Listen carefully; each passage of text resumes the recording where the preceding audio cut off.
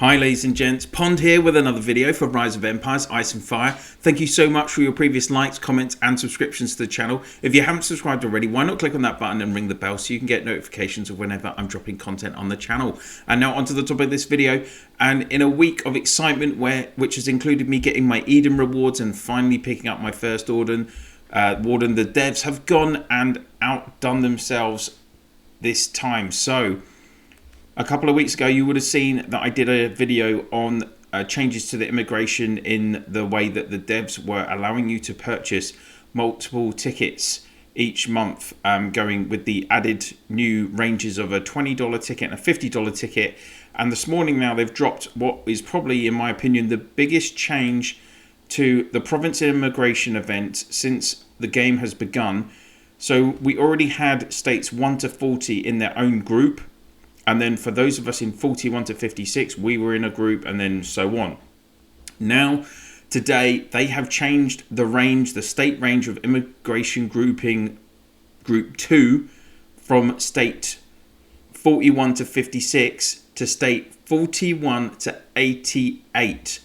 So it's a huge opening up in the range of states that those of us in this bracket can actually move between. I think it's going to have multiple implications on power shifts and where people are going. Just to kind of look at the numbers. So obviously previously you would have 2 states in a bracket that was in a grouping that was semi-open. The devs have expanded that. Obviously we've basically effectively had 3 groups merged together now. And so we do have 6 states that are semi-open. So these are going to be the most powerful states. You're not going to be able to move a powerful account to them. Obviously the devs do this system to kind of ensure there's a reasonably fair balance in the game, so you don't end up with like every single super spender going to the same state and then just having one all-powerful state. So we can see from the list that the 6 states in our bracket that are semi-open are states 67, 63, 66, 84, 78 and 46. After that, you know, there's a mixture of states in the top 15 or 16. And here we are in state 55. We're only ranked down in 21st. So we're right in the middle of the rankings. Now, what's this going to do? Well, I think, like I say, there could be potentially a lot of movement now before the next season of Eden. We're just in tally week now. 4 days left of this week. And then you could see a lot of people migrating potentially. It just depends on, obviously, it's still restricted in the fact that if you're a free-to-play player, you can't move without spending. So I would still say that I'd like to see the devs do something about that. If we look, though, at the kind of ticket numbers that you need, so obviously I couldn't move to a semi-open state. So say if I wanted to move to state 79,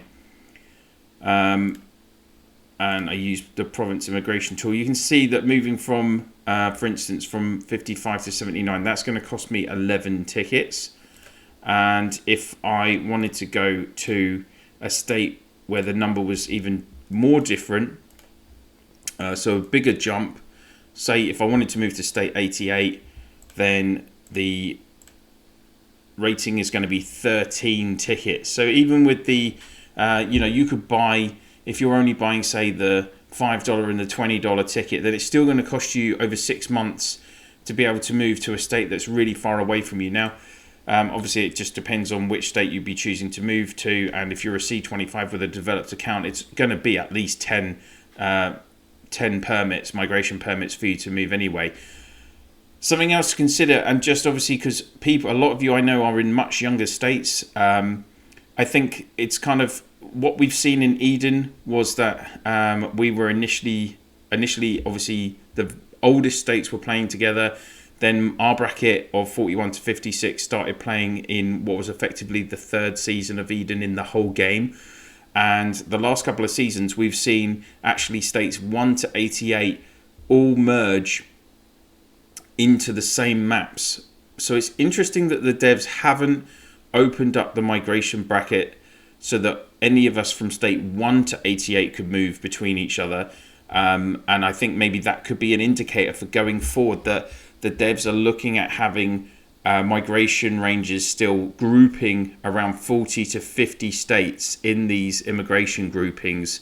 That would be my thinking on it, because right now, obviously, every player that is in state 1 to 88, we all have access to the same level of technology, the same gear with Dragon Gear. We have the same heroes. We've all been getting SX6 heroes with Warden and Warhammer. So the fact that they haven't actually, I guess they haven't opened it up because they want to control the balance of power to a certain extent in the game. And that this has just been an interesting move that they've done today in terms of that range. So I just wanted to do this quick video to kind of highlight the changes today for all of you, give you guys in the younger states who have this all to come a better idea of what might be ahead of you.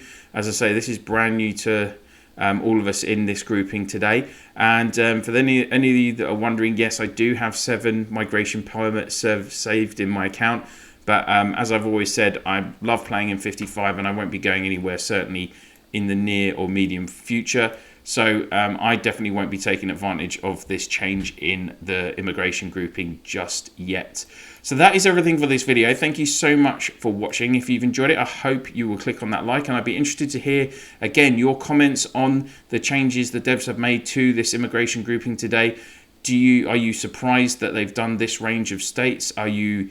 for those of you that are in this bracket, are you disappointed that we're not being grouped with states 1 to 40? I'd be really interested to hear your thoughts and views on it. And if you could please like this video and my channel, if you could please share this video and my channel through your Alliance chats, Province chats, and through Line, WhatsApp, Viber, Discord, whatever you use to communicate with your fellow players in the game, that would be very much appreciated. That's it for now. Thank you so much for watching, and I'll see you soon.